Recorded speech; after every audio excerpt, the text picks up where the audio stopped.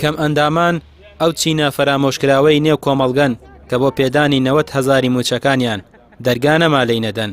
لە کاتی خۆپشاندانەکانیشیاندا بۆ داواکردنی مافەکانیان هێزە ئەمنیەکان لە جێگەی مامەڵەیەکی دروست لەگەڵیاندا بە عەرەبانەکانیان و بە ڕاکێشان دەیان خستنە نێو ئۆتۆمبیلەوە. ئێستا خاوەن پێداویستە تایبەتەکان دەڵێن ئەو حیزبولانانەی بەڵێنیان پێدەدەن لە دوای هەڵبژاردن یەخەیان دەگرن و داوای جێبەجێکردنی مافەکانیان لێ دەکەن. سکرتێری لقی سلێمانی یەکێتی کەمەندامان دەڵێت کۆمەڵی ئیسلامی وەکو حیزبێکی سیاسی لە ڕابردوودا لە پەرلەمانی کوردستان ئەو پۆستانەی وەریگرتووە سەرکەوتوو بووە. هیواخوازیشن لە خولی داهاتوو ئەو پۆستانەی تایبەتن بە کەمەندامان ئەگەر وەری بگرن خزمەتی زیاتری ئەو چینەی پێ بکەن. تەسەورەکەم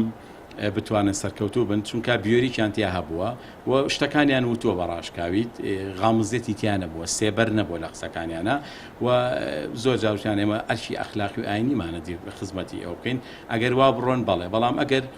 پۆسێ وەربگن و مجامەلەی حکوومەتکەن ئەو لەو بینای ئێمەتیاچێ. بەشێک لە خاوەن پێداویستە تایبەتەکان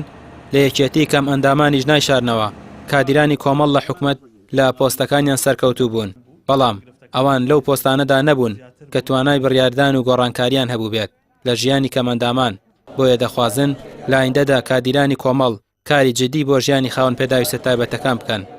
وەکو کەسێکی بێلایەن کە سەر بە هیچ حیزبێک نەبم ئەوانە ئەڵێم کە ئەو کاندین و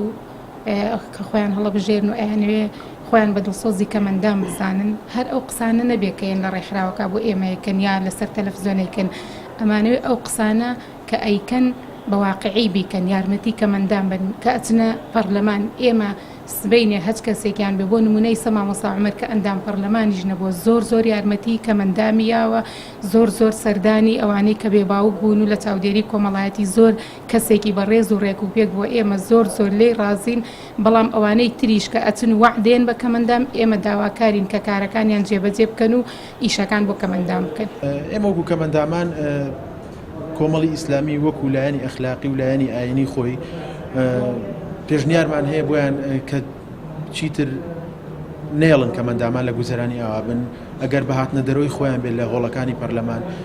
نێڵن کەمەندامان زوڵمیان لێ بکرێت لەوە زیاتر لەلایەن دەسەڵاتداران و لەلایەن ئەو کەسانی کە ئەچنە ناو حکوومەتەوە سەردانمان کردوون پرۆژەمان ناونەتەیە هەموو گوێمان لێ گیراوە بە جوانی بەڵام لە دوجارە کە چووەتەوە بەردەست دەسەڵات و بەردەست سەر و خۆیان لەوێ سست کراوە داواکاریەکانی کەمەندامان. کۆمەڵی ئیسلامی لە سەرجەم خولەکانی پەرلەمان و حکومەت هەر پۆستێک کە پێی درابێت سەرکەوتوانە ئەرکەکانی جێبەجێ کردووە لەوانە سکرتێری پەرلەمانی کوردستان کە تا ئەو کاتەی کۆمەڵ ئەو پۆستەی وەرنەگرت بوو لای لایەنەکان گرنگی نەبوو بەڵام بەهۆی چالاکی کادیرەکەی کۆمەڵ ئێستا پۆستەکە بایەخی زۆری پێدەدرێت. وەزیری کشت و کاڵ کە بە وەزارەتە تاقانەکەی کابینەی هەژ ناسراوە و چەندین جاریش بەرپرسانی حیزبی دەسەڵات نەیان شاردۆتەوە کە باشترین وەزارەت بووە کاتێک کۆمەڵ بەڕێوەی بردووە. پۆستی بەڕێوەبەری گشتی چاودێری و گەشەبێدانی کۆمەڵایەتی سلێمانی کارکەس گوێبیستی ناوی ئەو پۆستە بێت مامۆستا عومەر گوڵپیبی دەکەوێتەوە. هەموو ئەوانە ئەوە دەسەلمێنن کادیرانی کۆمەڵ هەر ئەرکێکیان پێ سوێردرا بێت لە خزمەتی خەڵک و بۆ خەڵک کاریان کردووە. ڕەمی عوسمان کەناڵی ئاسمانی پەیام سلێمانی.